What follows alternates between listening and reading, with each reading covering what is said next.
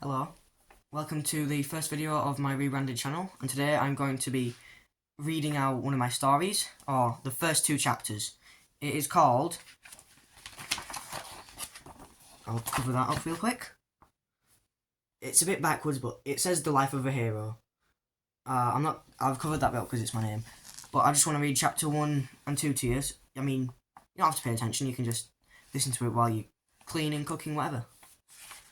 Alright. So, before I start, just a few notes. This is not about me. This is about a boy... Oops, sorry for the shaky camera. This is about a boy who is not me. So, it's written in first person, though. So, yeah, and it's a bit corny because I started it when I was younger, but it's okay. So, let's just get into it. Chapter 1. A New Friend. My day began with me getting out of bed, using my telekinesis to make me some pancakes and to get dressed. Then I made a portal and teleported to the city of London. A note for this: he has powers, yes.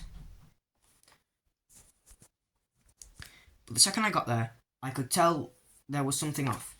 It was a presence, a dark presence. It took me a second to locate it, but when I had got there, all I saw was an abandoned building with a cave entrance, with a dark mist coming from it. As I entered, I noticed a purple glow coming from deep within. Eventually, I reached the bottom and what I saw shocked me. It was a giant eye with the whites of its eyes being black, and around the pupil was an orange ring. The pupil itself was purple, but as I got closer, it opened, and from inside came a boy, no older than 6. He was strange. His body was pitch black, and his eyes were purple, and he was able to pin me down. Just as I was watching, 2 more came out, the oldest being 13, and it had 4 mechanical arms on its back. It flung one of them at me. I was able to deflect it into one of them. It let out a scream so loud it caused the cave to collapse. I was able to get out just in time, but from the rubble came some balls of mist, which reformed into them. And then I heard a loud whistling coming from the sky. When I looked up, I saw a meteor, but when I looked down, the boys looked scared. Oh, only 3 seconds later it landed. It wasn't a meteor, but a man. Get back, he said. He had a sword with a gem in the handle, and he was able to slice through them effortlessly. Okay, some notes for this. It's going really quickly, and I rate this, and it does go quickly, so you might just want to rewatch it if you didn't catch all. Are you okay? He said. Before I answered, I was fixed on his sword and the gem, but I did answer him. Yes, I'm fine. But what are those things? They're dark beings. They can corrupt anyone if they cut them. But you are powerful. I can tell you don't know how to control it. After he said that, he grabbed my shoulder, and in the blink of an eye we were in a spaceship, and it was in space. How did we get here, and where are we? I asked. We are at the base. We're at my base. Other people live here, too, but beep, beep, beep. What is that? I asked. Uh-oh. That's the radar. Then I heard an explosion. Then screams and people running into the room. One of them fell over, his back covered in darkness. Then I felt a sharp pain in my leg. I looked down and saw a shard of glass in my leg. My new friend grabbed me, and in seconds I could see the earth. Then suddenly I felt weightless. Chapter 2. The Journey. I woke up inside my house, but my leg was in a bandage. You're awake. By the way, that wasn't glass in your leg. It was a tooth of a dark being, he said. I was so confused as to how he knew where my house was. How did you know where my house was? I asked. He didn't answer, but he did answer one of my questions earlier. We got up to my base by me jumping at light speed. The gem on my sword allows me to do things not many people can do. My name is James. We can't stay here for long though.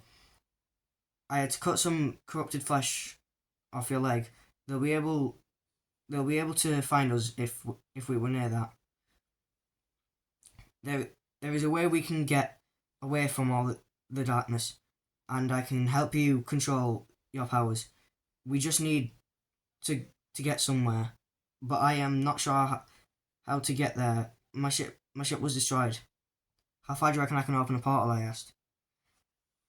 If I could find a way to channel your energy, then we could get there.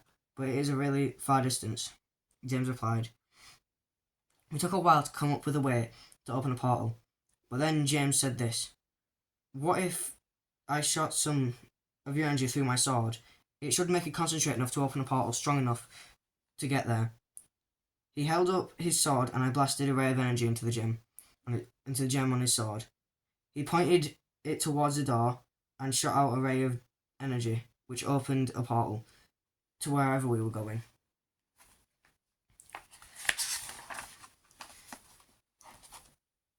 We entered the portal and we were at a train station, but it was in space, and when trains left they disintegrated. Welcome to the intergalactic train station. It can take you to anywhere. The trains go through wormholes. People from other dimensions come here, James told me. I could see a lot of strange creatures, but the one that stood out to me the most was a man with a boombox for a head. James noticed me looking at him. That's Boombox, but most people call him BB. Hey James, who's your friend? Boombox called out. I'm not too sure of his name actually, James replied. My name's Alex, I told him. Then I heard screams, and then I saw a dark being emerging from the crowd. The train's doors slammed shut, and they left immediately. Then two more appeared. Get behind me, Boombox said. His speakers began to release a static sound, and his speakers began to glow. The dark beings readied their weapons and shields, and Boombox released a huge boom. The noise so loud you could see the sound waves. He was able to concentrate into a singular beam, so powerful enough, it got through one of the shields and turned the dark being behind it into dust. Leave now or perish, James yelled, as Boombox began to charge up. There was a whispering and then a bright purple light which had a shockwave so powerful it knocked us and the dark beings to the ground, as a dark being on a huge horse appeared. Not good. Really not good. James seemed scared, really worried. Who's that? I asked. That is the Dark Overlord's second in command, Boombox replied. I have come for him. He was pointing at me. I was so confused as to why he wanted me. You have the energy capable of bringing the Dark Overlord back to his full power. His words sounded distorted a little bit, and he had a sword 1 meter in length. His horse was 2 meters tall. He himself was 7'8". Got to go, Boombox replied as he grabbed us and pushed the fast forward button on his head, and he ran so fast that we were barely a blur, but what I saw was him carrying us through one of the wormholes that the trains went through. You haven't told me where we're going, and we just met the Dark Overlord's second in command. Just tell me where we're going. James didn't answer me, but instead he was talking to Boombox. How could he be alive? He died in the explosion. Boombox seemed upset when he said that. Who died? I asked. Look, Alex, he wasn't just the second in command, he was me and Boombox's friend. It was 12 years ago, in the war between light and dark.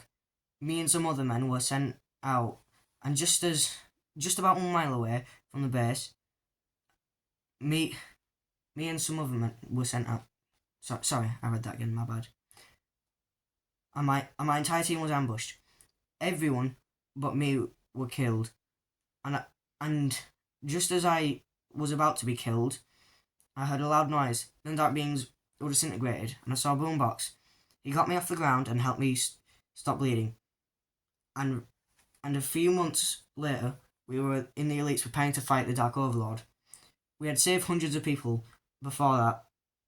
We had a train to take us to the Castle of Darkness, but one of our friends had a horse which could go the same speed as the train, which he rode to battle.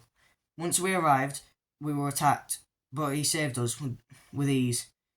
We had made our way to the centre of the castle, where the Dark Overlord was waiting for us. He had been fighting for a while. We'd been fighting for a while, but eventually got a hit on our friend. His arm was ripped to pieces, and he was corrupting fast. Boombox and the others kept the Dark Overlord on the ground, long enough for me to stab him. He didn't die. In what we thought was our friend's last words, he said to hand him the light bomb. It was a bomb containing pure light, so it would kill all darkness in the castle. He activated it, and we all got on the train as quickly as possible. I got away from the castle. We were all looking back, and we saw a really bright light. I thought he died, but I guess not. What's his name, I asked. His name was Stephen. But enough of him. We made it to where I wanted to take you. The planet of energy, James replied. So that was chapters 1 and 2.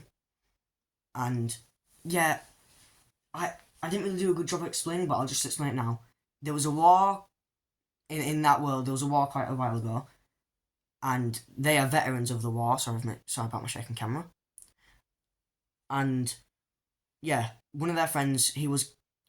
So the way darkness works in this is if you get injured by a dark being or anything like connected to darkness, you will corrupt into a dark being. You will stay same shape, but your mind will be completely corrupted. So yeah, just yeah. What do you guys think of my world, and give me any comments on anything really.